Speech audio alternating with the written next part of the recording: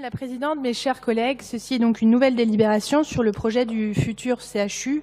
En plein débat public, Alain Robert est revenu sur la procédure en cours. Ce projet suscite des interrogations et des débats. Et cette délibération, pour nous, en est une nouvelle illustration. Elle suscite pour nous des interrogations sur la forme, sur la méthode. Nous sommes amenés à nous prononcer sur le projet au vu des incidences environnementales. Elles sont importantes. On a eu l'occasion d'y revenir. Pourtant, la délibération présente fait à peine un recto verso. Pourquoi les documents nécessaires pour éclairer la décision des élus que nous sommes ne sont pas annexés? L'avis de l'autorité environnementale, par exemple, en date du 18 février, ou de la réponse formulée. Pourquoi les élus concernés sur des politiques publiques n'ont pas été associés à son élaboration? Je parle en tant que vice-présidente à l'énergie. Différentes sources d'énergie ont été proposées. Le CHU actuel est raccordé au réseau de chaleur. Il est proposé que le futur le soit également. Pourtant, d'autres méthodes existent. Le CHU pourrait être l'opportunité de créer un réseau de froid sur l'île de Nantes. Cela ne fait pas partie des discussions ou des choses qui sont posées. L'autorité environnementale pointe un défaut de prise en compte des remblais. Ma collègue en charge de l'économie circulaire ne semble pas avoir été plus associée que moi sur cette question-là. Je pose une question toute simple. Est-ce que nous pouvons continuer sur ce territoire à construire des infrastructures sans les penser et les travailler collectivement? Je pense qu'il faut lever ces interrogations. Les inquiétudes se cristallisent en absence de réponse formulée clairement. Je vous rassure, Madame la Présidente, nous n'avons pas changé d'avis. Les écologistes continuent de défendre un hôpital public dans le cœur de la cité. Pour lutter contre l'étalement urbain, pour éviter de reléguer les malades à la périphérie, dans un contexte où les maladies chroniques nécessitent de venir plus régulièrement se faire soigner.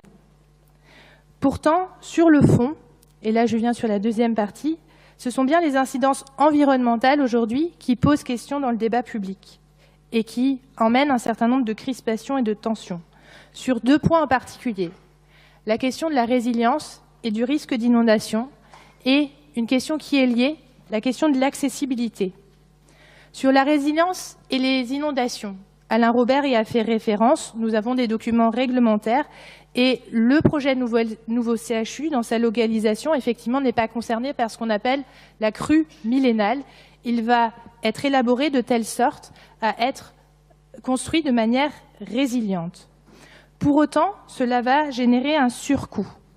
Qui va payer la facture? Ma collègue Marie-Annick Benat faisait état de la fragilité du secteur et de l'hôpital public lui-même. Il me semble qu'aujourd'hui, l'effort demandé est fort. Les coûts risquent d'augmenter et les surcoûts ne doivent pas ajouter de la dégradation des conditions de travail et de la dégradation des soins qui sont déjà le cas dans nos hôpitaux publics. Oui, nous défendons la question de l'accessibilité. C'est un projet d'hôpital, il est donc important de garantir la fluidité et la permanence des accès, et notamment au regard du risque d'inondation, être accessible au plus vite et 24 heures sur 24 par tous les modes de transport et face à tous les types de situations, notamment celle de l'urgence. Nous avons proposé, en tant qu'écologistes, dès le début, il y a une dizaine d'années, des réponses concrètes pour renforcer cette accessibilité du futur CHU en proposant un plan déplacement santé. Ce qui nous est présenté aujourd'hui et les dernières annonces faites dans la presse le 20 mars dernier nous apportent dans un état de flou relatif quant à la desserte du CHU à son ouverture.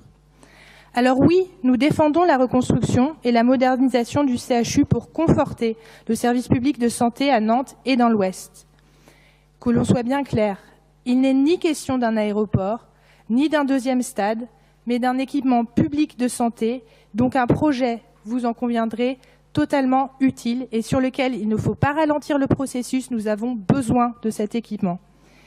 Il est donc tout particulièrement urgent de soutenir l'hôpital public, fleuron de la recherche médicale, lieu de formation de milliers d'étudiants, pilier du système de soins et surtout dernier bastion du service public où des hommes et des femmes peuvent encore être accueillis 24 heures sur 24, tout simplement parce qu'ils sont malades.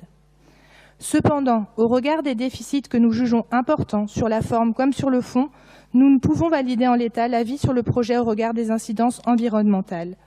Le groupe écologiste et citoyen s'abstiendra donc et nous espérons que nous pourrons mieux travailler ensemble pour construire ce projet et lever les inquiétudes qui font débat sur notre métropole. Je vous remercie.